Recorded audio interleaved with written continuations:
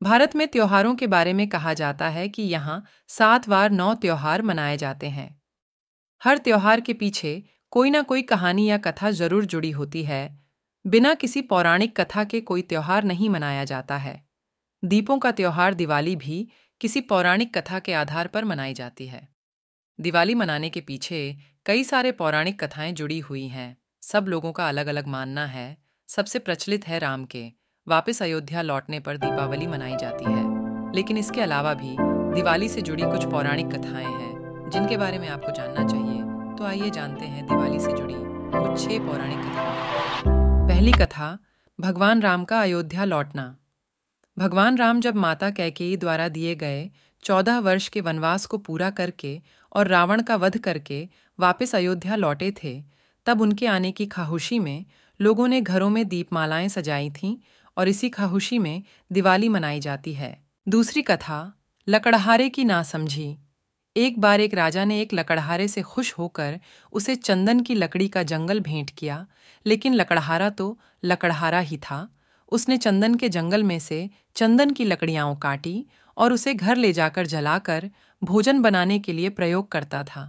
जब राजा को यह बात अपने गुप्तचरों से पता चली, तो उन्हें समझ आया कि पैसा सिर्फ मेहनत से नहीं, बुद्धि से भी हासिल किया जाता है। इसलिए दिवाली के दिन माँ लक्ष्मी के साथ भगवान गणेश जी की भी पूजा की जाती है, ताकि व्यक्ति को धन के साथ साथ उसे प्रयोग करने की योग्यता भी मिले। तीसरी कथा, लक्ष्मी जी और साहूकार की कथा।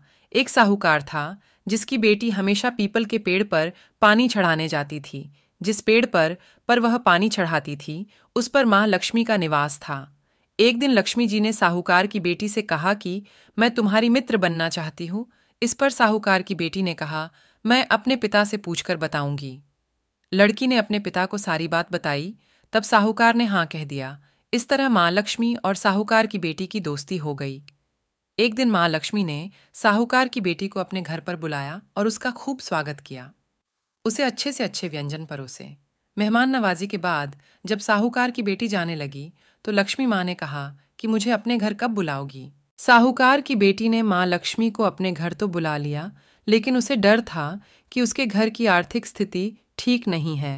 वो कैसे माँ लक्ष्मी की मेहमान नवाजी करेगी।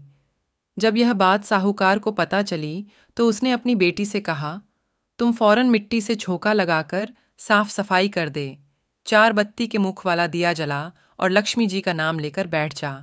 उसी समय एक चील किसी रानी का नौलखा हार लेकर उसके पास डाल के चली गई। साहूकार की बेटी ने उसे बेचकर माँ लक्ष्मी के लिए अच्छा भोजन बनाया। माँ लक्ष्मी भगवान गणेश जी के साथ साहूकार के घर पधारी। साहूकार और उसकी बेटी ने उनका खूब स्वागत किया।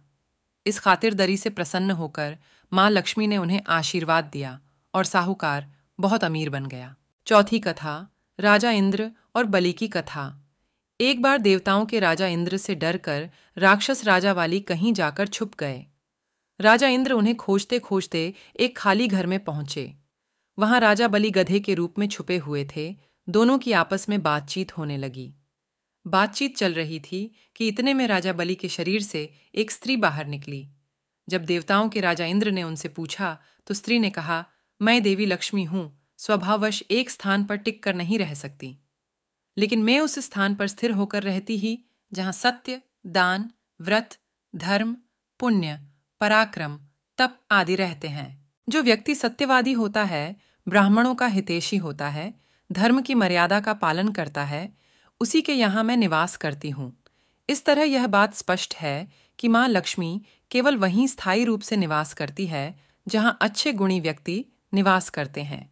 पांचवी कथा, भगवान कृष्ण और नरकासुर की।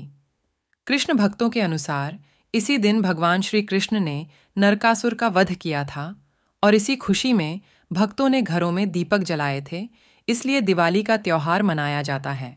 छठी कथा, समुद्र मंथन की। जब भगवान विष्णु ने नरसिंह रूप धारण कर हिरण्यकश्यप का वध किया था और उसी दिन समुद्र मंथन भी हुआ था, इस समुद्र मंथन से माँ लक्ष्मी और धन्वंतरी प्रकट हुए थे और इसी वजह से भी दिवाली का त्योहार मनाया जाता है। दिवाली मनाने के कारण भले ही कुछ भी हो, लेकिन इतना निश्चित है कि हर कथा के पीछे दीपों का महत्व है। दिवाली का त्योहार अंधेरे से उजाले, अधर्म से धर्म, पाप से पुण्य का त्योहार है। दिवाली का त्योहार सब लोग मिलकर खुशी के साथ मनाते हैं।